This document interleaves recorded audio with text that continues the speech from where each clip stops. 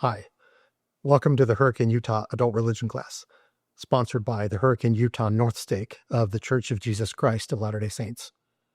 I'm Mike Parker, and since 2008, it's been my privilege to be the instructor for this class. The Hurricane Utah Adult Religion class meets on Thursday evenings between September and May to discuss the scriptures, teachings, and history of the restored Church of Jesus Christ. If you live in or are visiting the Hurricane St. George area, I'd love to have you join us. Time and location are available on the class website. There's a link to that in the show notes just below this video. Also on the class website, you can download my notes, which includes footnotes documenting my sources, this PowerPoint presentation, and handouts that I distribute in class. Please note that this YouTube channel and the class website are not official sites of the Church of Jesus Christ of Latter-day Saints, the Hurricane Utah North Stake, or any other church unit or department. I alone am responsible for the content on these sites. What you're about to see is a recording of my notes for one of the lessons. If you enjoy this video, please click the like button and share it with a friend. And please feel free to subscribe if you'd like to be notified when new content is posted to this channel. My friends, the gospel of Jesus Christ is true. Joseph Smith was a prophet of God, and the authority and keys that he held are now vested in the First Presidency and Quorum of the 12 Apostles of the Church of Jesus Christ of Latter-day Saints. And, most importantly, Jesus Christ is the Son of God and the Savior of the world. I hope you enjoy this lesson. The revelations in this week's reading are connected to Joseph Smith's translation of the Bible. We'll begin by answering some of the questions that are frequently asked about his translation effort.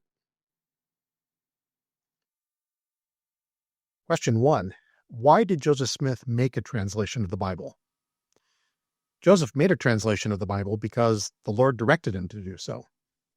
In the prophet's manuscript history for November 1831, immediately before the revelation that is now section 71, he dictated, quote, "I resumed the translation of the scriptures and continued to labor in this branch of my calling with Elder Sidney Rigdon as my scribe," unquote. Although there is no record of a revelation specifically directing Joseph to make a translation of the Bible, the translation effort is mentioned numerous times in Joseph's revelations, his journals and other papers, and in the church histories he directed. Question 2. How did Joseph produce his translation of the Bible? The translation was not done in the usual manner of a scholar. It was a revelatory experience using only an English Bible. The prophet owned a large, family-sized edition of the King James Bible. He and Oliver Cowdery purchased it in Palmyra, New York in October 1829. Joseph read from this Bible and dictated his revisions and additions to a scribe. His scribes wrote on sheets of paper that were collected into manuscripts. At first, Joseph would dictate the entire text of each verse, along with his revisions. He later switched to a simpler, faster system of marking his Bible where changes should be made, and having the scribe record only the changes rather than the entire verse. The 4 manuscripts that resulted from the translation effort comprise a total of 391 pages, plus the changes marked in Joseph's Bible. Sidney Rigdon was Joseph's principal scribe during the translation effort. 5 other scribes also wrote for the prophet, including Joseph's wife, Emma Hale Smith. Joseph's own handwriting is also found on 4 of the manuscript pages. The translation was accomplished by divine revelation to the mind of the prophet Joseph. Like Joseph's other revelations, the translation process was not a simple mechanical recording of divine dictation, but rather consisted of study and thought, accompanied and prompted by revelation from the Spirit. Unlike the translation of the Book of Mormon, there is no evidence that Joseph used a seer stone or the Nephite interpreters during the Bible translation.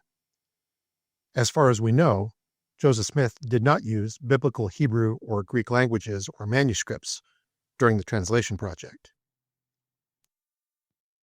Question 3. How many changes did Joseph make to the text of the King James Version of the Bible? Joseph made changes to at least 3,410 verses of the Bible. That's nearly 11% of its verses. These changes vary not only from the King James text, but also from all other English Bible translations. The changes consist of additions, deletions, rearrangements, and other alterations that range from minor details like the insertion of a single word to insertions of lengthy material that runs several chapters. Although he made no changes to some books of the Bible, Joseph did give consideration to every book from Genesis to Revelation. Question 4. How long did the prophet Joseph work on his Bible translation?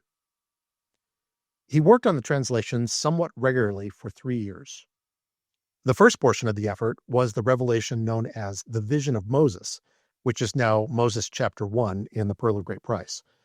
The prophet received this in June 1830, 2 months after the church was organized. Joseph then proceeded to work through the book of Genesis, starting with chapter 1 and reaching chapter 24 by March 1831. At that point, the prophet received a revelation instructing him to stop translating the Old Testament and to switch to the New Testament. He began that effort immediately. He finished working on the New Testament in July 1832. He then returned to the Old Testament, picking up with Genesis 24 and continuing through Malachi, which he reached in early July 1833. Question 5. Did Joseph finish his translation of the Bible? In a letter he dictated on the 2nd of July, 1833, the prophet stated that he had that day finished the translation of the Bible. After that date, he made no further changes to the manuscripts. All available contemporary evidence indicates that he considered the work of translation completed. Question 6. Did Joseph intend to publish his Bible translation?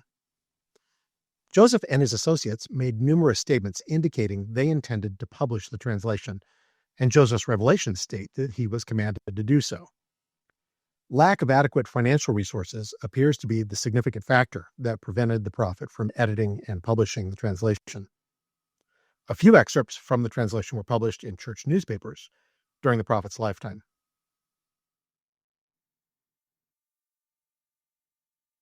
Question 7. What happened to the translation manuscripts after the prophet's death? After Joseph's death in June 1844, the manuscripts and his marked Bible remained in the possession of Emma Smith, his widow. Emma gave the manuscripts to her son, Joseph Smith III, who later became the leader of the reorganized Church of Jesus Christ of Latter-day Saints in 1860. The translation materials were kept at the library archives of the reorganized church, which changed its name to Community of Christ in 2001. Community of Christ graciously allowed the Joseph Smith papers to image the documents and put them online for anyone to view. In early 2024, the Church of Jesus Christ of Latter-day Saints purchased the translation manuscripts and Joseph Smith's Bible as part of a transaction that also involved several key historic sites. Question 8.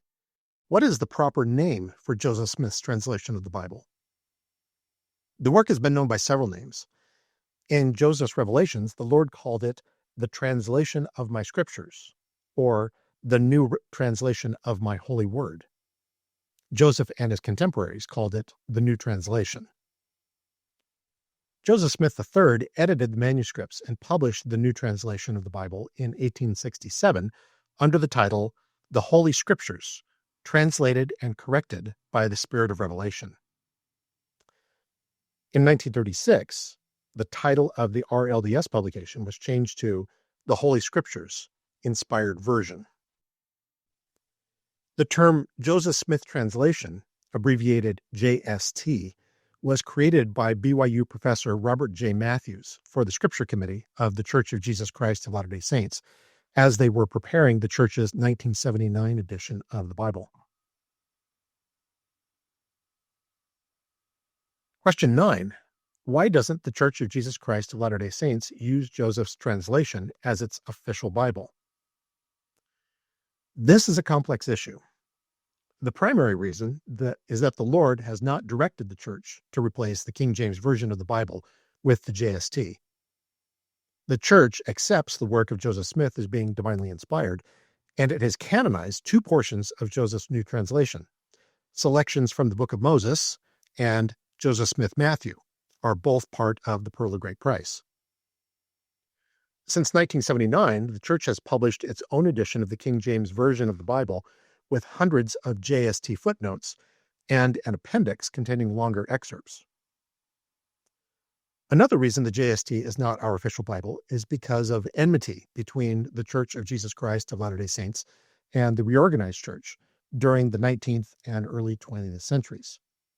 Brigham Young believed that the Reorganized Church had tampered with Joseph's manuscripts and that their published version didn't accurately reflect Joseph's original revisions.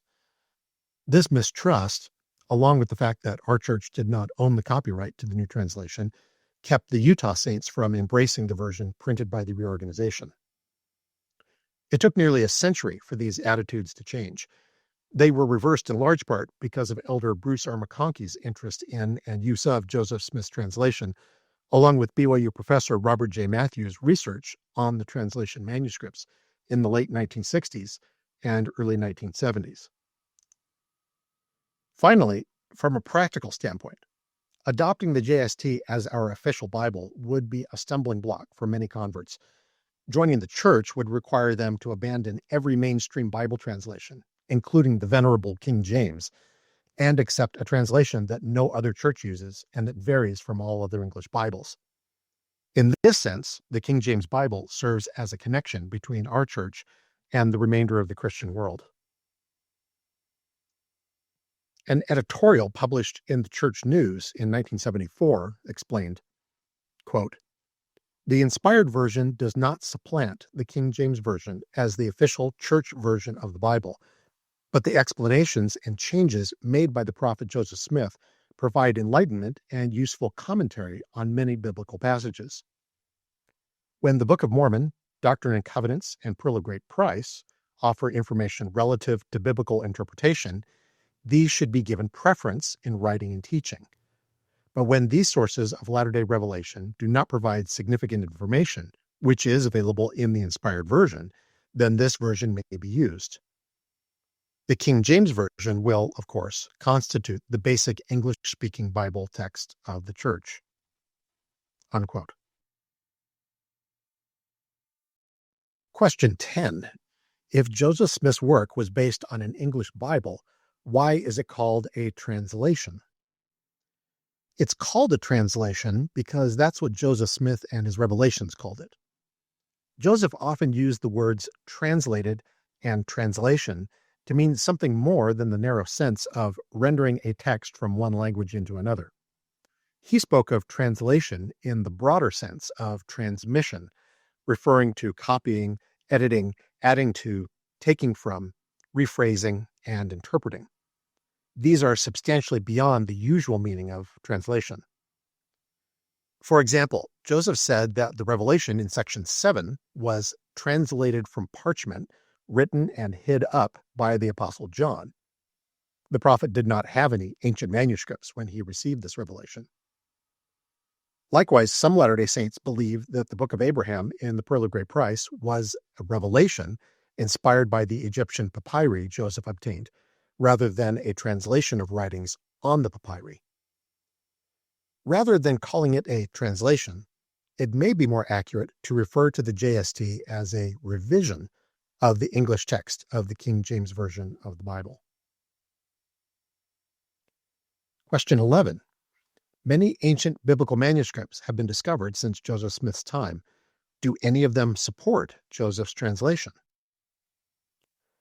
There are a handful of interesting parallels, but recently discovered biblical manuscripts and modern Bible translations mostly do not have readings like the translation produced by Joseph Smith. Question 12. So, if the prophet's translation is a correction of errors in other Bible translations, why do most of his changes not match known biblical manuscripts? Just because Joseph's new translation was a divinely inspired project does not necessarily imply A, that it was a restoration of the original Bible text, or B, that it is without error. Too many Sunday school discussions over difficult passages in the Bible end with someone quoting the Joseph Smith translation and asserting, "That's the way the Bible originally read." The truth, however, is more nuanced than that. The Joseph Smith translation is many things. Different portions of the work fall into at least 6 categories. 1. Restorations of material written by the original authors, but later removed from the Bible.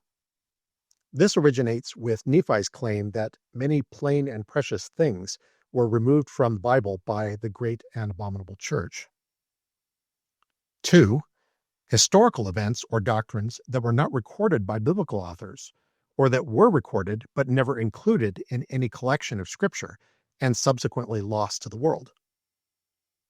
Joseph Smith indicated that, quote, "From sundry revelations which had been received, it was apparent that many important points touching the salvation of man had been taken from the Bible or lost before it was compiled," unquote. The Enoch material in Moses chapters 5 through 7 may fall into this category. 3. Corrections of biblical passages that were in error even in the original writing. 4. Inspired commentary by the prophet Joseph that enlarged, elaborated, and adapted biblical passages to a latter-day situation. This may be similar to what Nephi meant by likening the scriptures to himself and his people in their particular circumstances. 5. Changes to the wording of the Bible to make it clearer and more understandable for modern readers. 6.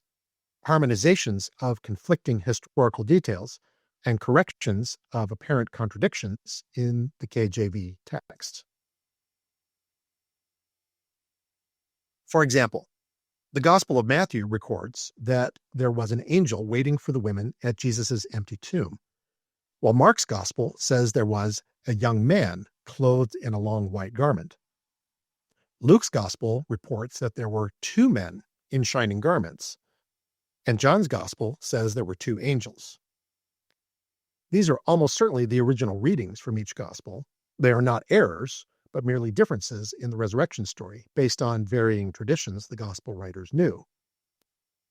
The Joseph Smith translation harmonizes all 4 accounts to read 2 angels. Restoration of original lost text almost certainly accounts for a minority of the changes the prophet Joseph made to the Bible. He did not claim to be restoring some hypothetically perfect biblical text. Rather, he used the existing King James text as a basis for commentary, expansion, and clarification, with particular attention to issues of doctrinal importance for Latter-day Saint readers. This brings us to what I think is a critical point. Joseph Smith did not seem to believe that any version of Scripture was perfect or the final word. For example, in 1838, he stated that the angel Moroni in 1823 quoted the prophecy of Malachi with a little variation from the way it reads in our Bibles. But when Joseph quoted the same passage in an 1842 letter about vicarious baptism for the dead, he wrote, quote, "I might have rendered a plainer translation to this, but it is sufficiently plain to suit my purpose as it stands," unquote. In another instance, Joseph altered Revelation 1, verse 6 in his new translation, but in a June 1844 sermon in Nauvoo, he quoted the King James reading of that verse and said, quote, "It is altogether correct in the translation," unquote. Joseph also translated some Bible passages more than once and produced different results in each attempt. This suggests that Joseph was not restoring a single original reading. In summary, Joseph apparently did not believe there was a perfect original biblical manuscript that he was trying to restore. Instead, he was expanding on the King James text and revealing new concepts that may or may not have been in some of the ancient biblical manuscripts and traditions. Question 13. What is the place of Joseph Smith's translation of the Bible in the larger context of church history? Because of Joseph's translation of the Bible, many important doctrines of the gospel were revealed to the prophet. He translated the Bible not because he already understood the doctrines and knew the answers, but because, through the process and experience of the translation, he discovered new and important truths. Joseph's Bible translation also prompted certain questions that led to revelations, which are now in the Doctrine and Covenants, including the vision of the 3 degrees of glory and other entire sections or portions of sections. We cannot overstate the benefits and influences Joseph Smith's new translation of the Bible had on the education of the prophet and the doctrine of the church.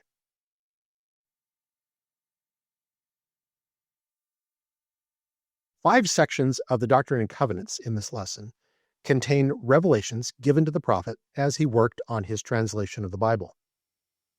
As he came across Bible passages that were difficult to understand or interpret, he took his questions to the Lord and received inspired interpretations. These revelations are now canonized as Doctrine and Covenants sections 74, 77, 86, 91, and 113. Let's briefly review some of the things we learned from these sections. Section 74 is a revealed explanation of 1 Corinthians 7, verse 14. It was received in New York sometime before February 1831. The circumstances of the reception of this revealed explanation are unknown. Historically, 1 Corinthians 7, verse 14 has been a key passage used to justify the practice of infant baptism, so it's possible that the revelation was connected to a discussion of that passage in the context of the Book of Mormon's rejection of infant baptism. 1 Corinthians is a letter written by the Apostle Paul to the saints in the Greek city of Corinth. In chapter 7, Paul answered several questions relating to marriage. In verses 12 through 16, he dealt with the question of marriage between a Christian and a non-Christian. He counseled the believer to not divorce his or her spouse just because that spouse was not also a believer. He told the Corinthian saints that these part-member marriages are holy and that the children that result from them are not unclean.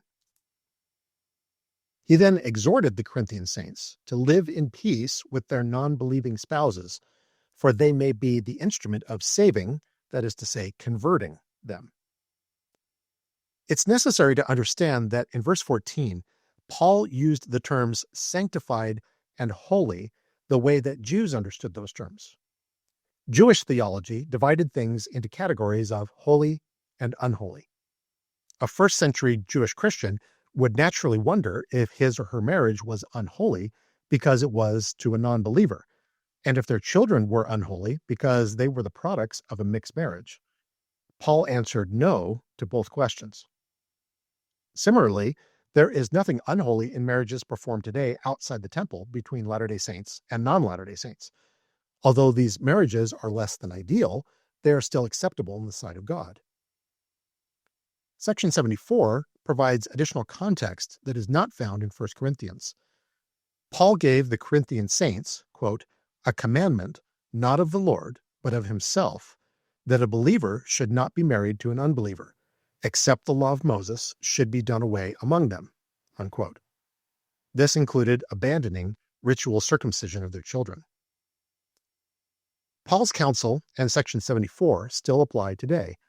There is nothing forbidden or unholy in marriages performed today outside of the temple between Latter-day Saints and non-Latter-day Saints. Such marriages don't enjoy the blessings of the temple ceiling and are more likely to experience differences and divisions between spouses. Those are not reasons to divorce, but an incentive to date and marry within the faith, if possible. Section 77 contains revealed answers to questions about the Book of Revelation. It was received at Hiram, Ohio in March 1832. During the previous month, Joseph Smith and Sidney Rigdon's Bible translation effort had reached the New Testament book of Revelation. Revelation is notable for its symbolic language and metaphorical imagery. Joseph went to the Lord for some clarification of the meaning of the text, and he received the revelation that is now section 77. This revelation is a prophetic question and answer session about John's revelation. Section 77 helps us understand the meaning behind some of the symbols in Revelation. For example, concerning the description of the four beasts in front of the throne of God in Revelation 4, verses 6 through 9, Joseph's revelation explains that they are figurative expressions that represent the glory of the classes of beings in their destined order or sphere of creation in the enjoyment of their eternal felicity, and that their multitude of eyes, which gave them the ability to see everything in front and behind, represent their knowledge, and their wings represent their power to move and act. These symbols point to the truth that God and the divine beings who dwell with him have all knowledge and all power. Verse 6 is an interesting and challenging passage. This is the only verse in the scriptures that seems to explicitly set forth the age of the earth. D&C 77, verse 6, quote, Question: What are we to understand by the book which John saw, which was sealed on the back with 7 seals? Answer: We are to understand that it contains the revealed will, mysteries, and the works of God, the hidden things of his economy concerning this earth during the 7,000 years of its continuance, or its temporal existence. Unquote. This verse begins by identifying the scroll in John's vision as containing God's master plan for human history. To understand this passage, we need to define some of its words as they were used when this revelation was given in 1831. The following definitions are from Noah Webster's 1828 American Dictionary of the English Language. Economy refers to the management, regulation, and government of a family or the concerns of a household, or the system of management, general regulation and disposition of the affairs of a state or nation, or of any department of government. Continuance is a holding on or remaining in a particular state or in a course or series. Applied to time, duration, a state of lasting, as the continuance of rain or fair weather for a day or week.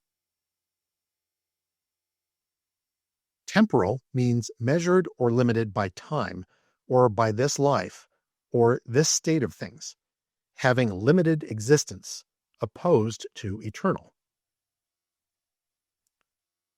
So the sealed book could be said to contain the hidden things of God's management, regulation, and government of his kingdom on earth during the 7,000 years of its being in this particular state, or pertaining to this state of its existence. There are at least 2 ways to interpret this. A common literal interpretation is that the earth and humankind were created 6,000 years ago, meaning that Adam and Eve were expelled from the Garden of Eden about 4000 BC. This interpretation is based on the biblical chronology created by Irish Archbishop James Ussher in the 17th century. Ussher calculated that the first day of the creation began at nightfall at the start of Sunday, the 23rd of October, 4004 BC. The earth, therefore, would be only 6,000 years old. Ussher's interpretation has been widely accepted by fundamentalist Christians and a fair number of Latter-day Saints, but it's not the only way to interpret the scriptures. A figurative or non-literal interpretation of D&C 77 verse 6 would account for the following points. The periods of time in each of the 7 seals of the book of Revelation are not strict 1,000-year periods. They are dispensations of varying lengths, some longer than 1,000 years, some shorter. For example, the dispensation of the gospel of Jesus Christ lasted over 1800 years, from his birth and death until the restoration of the gospel through Joseph Smith. This is strengthened by the understanding that the number 1000, as understood by the ancient writers of the Bible, didn't represent an exact amount, 100 times 10, but simply a very large number of any quantity. Similarly, many Latter-day Saints believe that the 6 days of creation were not 6 24-hour days, or even 6 1,000-year periods, but long epochs, perhaps up to millions of years each. Finally, we should consider Nephi's teaching in Helaman 8, verses 17 through 18. Quote, "Yea, and behold, Abraham saw of Christ's coming, and was filled with gladness, and did rejoice. Yea, and behold, I say unto you, that Abraham not only knew of these things, but there were many before the days of Abraham, who were called by the order of God, yea, even after the order of his Son. And this, that it should be shown unto the people a great many 1,000 years before his coming, that even redemption should come unto them." Unquote. Would 4,000 years before Christ's coming constitute a great many 1,000 years? Or does a great many imply a much longer period of time? The information in the sealed scroll of Revelation only contained information about the earth pertaining to this state of its existence. Perhaps there was a time before the dispensation of the gospel to Adam, about which the scriptures are silent. The point here is not to force a specific interpretation of D&C 77 verse 6 upon anyone, but rather to consider different possibilities. In the absence of direct revelation about the age of the earth, Latter-day Saints may believe the earth is relatively young, or they may believe it is extremely old. Section 86 was received in Kirtland on the 6th of December, 1832. It's a revealed Latter-day interpretation of Jesus' parable of the wheat and the tares from Matthew chapter 13. In the Gospel of Matthew, Jesus compared wheat growing in a field to believers in the world, just as it is difficult to tell the difference between wheat and tares, a poisonous weed that looks like wheat until harvest time. It is difficult to distinguish the followers of God from the followers of Satan in this world. In the parable, the division of wheat and tares took place at the harvest. So likewise, good and evil people will be separated at the end of the world when the great judgment of God takes place. In his revision of the Bible, Joseph Smith made 2 changes to Jesus' interpretation of the parable. Section 86, however, reinterpreted the entire parable for a Latter-day Saint audience and setting. In Matthew's version of the parable, the sower of the wheat represents the Son of Man. Section 86 reinterprets it to refer to the New Testament apostles. In both versions, the field is the world. In Matthew, the good seed represents the children of the kingdom. Section 86 does not mention this figure. In both versions, the sower of the tares is the devil, or Satan. In Matthew, the tares are the children of the wicked one, or Satan. Section 86 does not mention this figure. The springing up or sprouting of the grain is not interpreted in Matthew's version. Section 86 identifies it as referring to the last days. This is similar to how Matthew identifies the harvest as the end of the world. Finally, in both texts, the reapers represent the angels, or as the JST adds, the messengers sent of heaven. This is a superb example of how the King James Version, the Joseph Smith translation, and Joseph Smith's revelations sometimes give different interpretations of biblical passages that are each perfectly legitimate in their own context. Notice that the JST didn't change the meaning of the parable at all from the version in the KJV. It struck one word and added a phrase to expand on the meaning of the reapers, but it didn't alter the overall interpretation of the parable of the wheat and the tares. Section 86, however, puts the parable in an entirely new context for Latter-day Saint readers. It identified the choking of the wheat by the tares as the New Testament church being driven into the wilderness, and the sprouting of the wheat and the tares, when they could be discerned one from the other, as the time of Joseph Smith and the restoration of the gospel. So, what is the actual meaning of the parable of the wheat and the tares? It can be either, depending on which context you wish to put it in. There's an original meaning found in the KJV with slight modifications by the JST, and a new additional meaning for the saints in the latter days found in Doctrine and Covenants 86. Section 113 was received at or near Far West, Missouri in late March 1838. Just as Section 86 provided a new interpretation of Jesus' parable of the wheat and the tares, Section 113 took Isaiah's prophecy of scattered Israel and their Messiah and reinterpreted it to refer to Christ and a servant of Christ who will help gather Israel in the last days. In Isaiah 11, the stem, a stump or rootstock, refers to scattered Israel, while both the rod and the root represent the future Messiah, the son of David. In Section 113, the stem, which is the origin or source of the rod, represents Christ, while the rod and the root represent Christ's servant in the last days, the prophet Joseph Smith.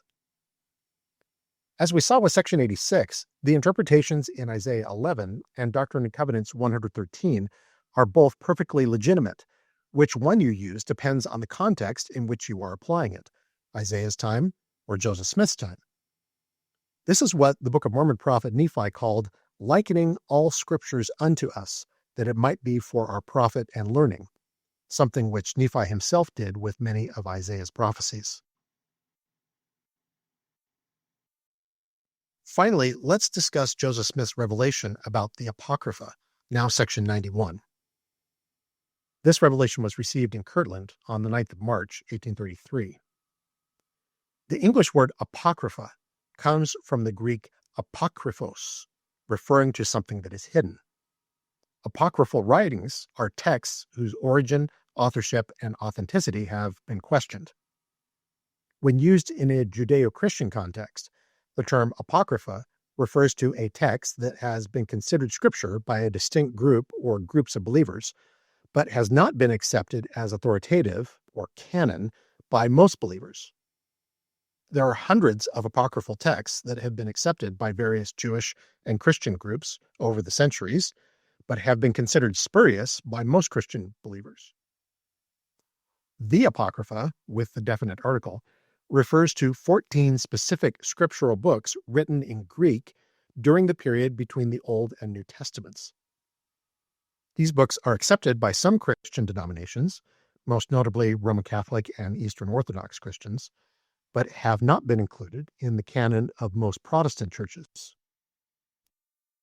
The 14 books of the Apocrypha are 1st Esdras, 2nd Esdras, Tobit, Judith, additions to the Book of Esther, Wisdom of Solomon, Sirach, or Ecclesiasticus, Baruch and the Epistle of Jeremiah, the Prayer of Manasseh, 1st Maccabees, 2nd Maccabees, and 3 additions to the Book of Daniel, the Prayer of Azariah and Song of the Three Holy Children, Susanna, and Bel and the Dragon. Joseph Smith's King James Bible included the Apocrypha between the Old and New Testaments. When Joseph came to the Apocrypha toward the end of his Bible translation project, he inquired of the Lord if he should translate these books. He was told that they contained much truth, but also some spurious, uninspired writings. Therefore, it was not necessary for him to translate them. That concludes this lesson. If you enjoyed it, please click the thumbs up button and leave a comment below. Please subscribe if you'd like to be notified when new lessons are posted to this channel, and visit www.huarc.org to download these notes and this slideshow. In our next lesson, we'll discuss Joseph Smith and Sidney Rigdon's magnificent vision of the 3 degrees of glory in God's heavenly kingdom. The reading is Doctrine and Covenants, section 76. See you next week.